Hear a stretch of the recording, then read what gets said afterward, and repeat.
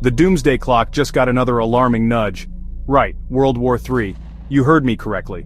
That delightful prospect. It's back in the headlines, again, as if we needed it. The world is on edge. Tensions are not just simmering, they are actively, terrifyingly boiling over. It's May 2025, folks, and things are getting spicy. The casual way these threats fly. It's quite something, isn't it? Like discussing the weather. Bit cloudy today, chance of global annihilation. Leaders, or former leaders, tossing around phrases. Phrases that could reshape our reality, or, end it. It's all become terribly normalized. Almost like a grim reality show. One we can't switch off. So, who are the stars today? Our favorite geopolitical drama queens. On one side, the United States, or at least a very vocal part of it. On the other, Russia. Enter stage right Donald Trump, former president, current commentator, and apparently an expert fire safety inspector. He's looked at Vladimir Putin and declared him to be playing with fire. Yes, those were his exact words. Putin, according to Trump, is mishandling flames. This, regarding the Ukraine conflict, a conflict Trump feels Putin isn't ending. Not on terms Trump approves of anyway. Trump didn't stop there. Oh no. He also suggested things could get really very bad for Russia, especially if he, Trump, weren't around, implying his mere existence was a shield for Russia. From unspecified bad things. It's a bold claim, even for him. He also mentioned his long relationship with Putin, but expressed disapproval of current Russian actions. Rockets on Kiev? Not a fan. Something's wrong, he said. Insightful. This isn't new, this dynamic. Trump has called Putin crazy before. He's expressed his displeasure, his concerns about missile strikes, the killing of people. And what a reaction it was. Enter Dmitry Medvedev, Russia's Security Council vice chairman, not exactly a shrinking violet. He heard Trump's playing with fire remark, and decided to raise the stakes, substantially, to, well, everything. Medvedev's response was chillingly direct. He basically said, "Oh, you think he's playing with fire? Let me show you what real fire looks like." Medvedev stated quite explicitly, Trump has said that Putin is playing with fire, and he can do something bad to Russia, but the only bad thing I know is World War III. Yes, he actually said that. World War III. He then added, almost as an afterthought, I hope Trump understands that. The subtext? Don't poke the bear. Or the bear might end the world. This wasn't a subtle diplomatic note, this was a megaphone announcement, broadcast to the entire planet. Russia is not amused by Trump's interference or his characterization of Putin. They see it as a direct provocation, and their response is disproportionately terrifying. It's a clear signal, push us further, and we'll push back, with everything. Section 4. The Ukrainian Crucible, a conflict that refuses to fade.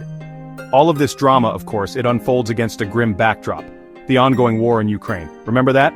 It's still happening. People are still dying. Daily. Cities are still being shelled. Relentlessly. This isn't some abstract geopolitical game. It has a horrific human cost. A cost paid by ordinary Ukrainians. And yes, by Russian soldiers too. A seemingly endless cycle of violence. These new threats, these verbal bombs, they don't exist in a vacuum. They pour gasoline on an already raging fire. The Russia-Ukraine conflict is the tinderbox, and these leaders are flicking matches nearby, carelessly, recklessly. Each escalation in rhetoric, each threat, implied or explicit, it makes a peaceful resolution harder. It pushes diplomacy further away, and raises the stakes for everyone. Think about the people on the ground, in Kyiv, in Kharkiv, in Donetsk. Do they care about Trump's feelings for Putin, or Medvedev's apocalyptic warnings? They care about survival. They care about the next air raid siren. They yearn for an end to the nightmare. This war has already caused immense suffering, displacement, destruction. Section 5, Global Tremors, the ripple effects of escalation. So, what if this escalates? Let's play that delightful game. Potential global consequences. Fun. First up, the economy.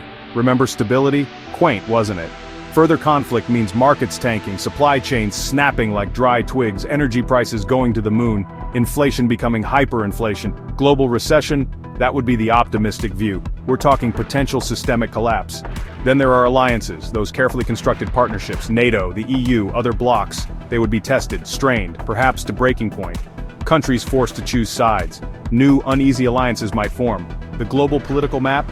Redrawn, likely in shades of fear and mistrust. So much mistrust. A world dividing into hostile camps. And let's not forget the N-word, nuclear. Yes, that one. It's been lurking in the background. The ultimate deterrent, the ultimate horror. When World War III is mentioned by a nuclear-armed state, that fear becomes very, very real. It's not just a Cold War relic. It's a present, clear danger. The unthinkable suddenly needs thinking about because they are talking about it. Section 6, a plea for sanity navigating away from the abyss. Right, so, that's the situation. Pretty bleak, isn't it? We have threats of World War III, we have major powers squaring off, we have a hot war raging in Europe. It's all deeply, profoundly unsettling. So, what's the answer? Well, for starters, how about not World War III? That seems like a good baseline. A modest, achievable goal, perhaps. Can we all agree on that one? Please? The urgent, desperate need right now, de-escalation, calm, rational thought. Remember, diplomacy, it's a thing. It involves talking, listening, compromising. Radical concepts, I know, but they have, on occasion, worked. Better than, say, mutual annihilation. We need leaders to step back from the brink, to put down the megaphones, and pick up the phone, or at least send a very polite email. The gravity of this moment cannot be overstated. We are not talking about a minor spat. We are talking about the potential for global conflict, a conflict that would dwarf anything seen before. The consequences are too horrific to truly comprehend, yet we must try.